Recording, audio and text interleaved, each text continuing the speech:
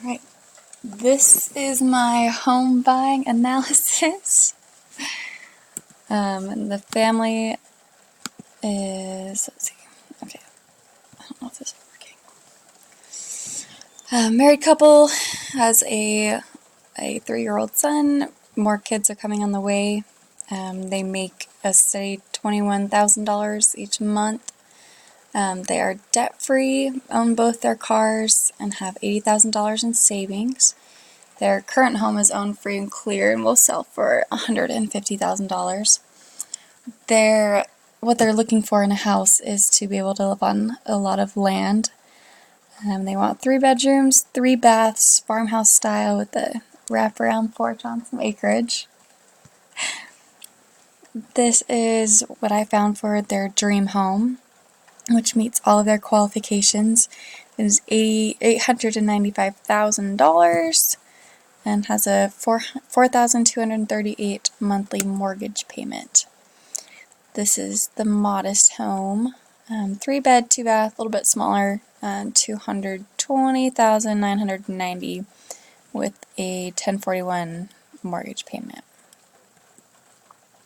This is the family's outlined monthly budget, including all their transportation costs, investing portfolios, their calculated monthly mortgage payment if they were to go with the dream home. As you can see, there's lots of short-term saving and long-term investment opportunities in this budget. They still have a $5,000 surplus after all of those medical expenses and taxes are figured in. And this is the outline of their emergency fund. I chose to create an emergency fund for around 4.25 months worth of expenses, just in case anything were to happen.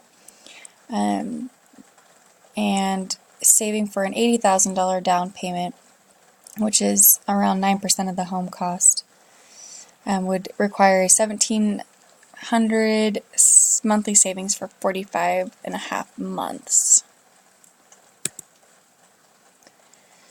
The optimal mortgage rate for the 15-year jumbo is 4.25% versus 5% for the 30-year jumbo, which is a little bit higher. The optimal down payment for the dream home would be about $163,000, which combined with what they've saved and what they would sell their current house for is perfectly attainable. With and without the home, the tax deductions would be a lot less than with a home. In Texas, they wouldn't pay any property taxes, so that's nice. And family tax liability is around $26,000.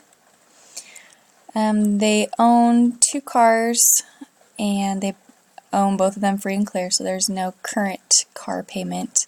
They spend about $200 in fuel maintenance and insurance, but they're looking to upgrade to a 2017 Chevy Suburban, which a $36,000 car would bring the true cost to $50,869 over 5 years to account for fuel, maintenance, insurance, taxes and fees, depreciation, and interest.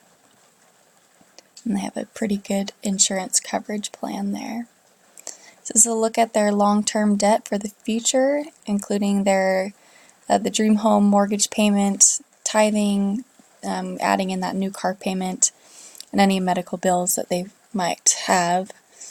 And dividing that by their monthly salary is 31.85% of their gross income is going to debt payments, which is below the 36% threshold that is recommended.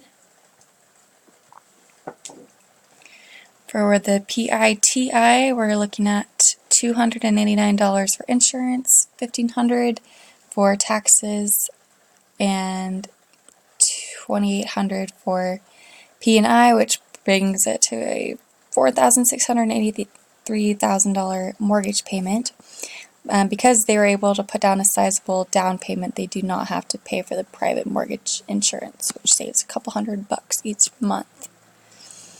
According to the 36% rule, they qualify for $7,500,000 worth of a loan. Let's see, so that leaves $4,800 available for monthly mortgage payment, which is more than the amount needed for the calculated mortgage payment. They currently have a home and they want to continue in that process of being homeowners because they want to make their place their own. They can afford it. They like to do home projects and have animals in that kind of a farm type setting. So that would make it a more feasible option to buy the home versus continuing to rent. And if they were to do a 15-year mortgage, they would save $230,000 instead of doing a 30-year mortgage in interest.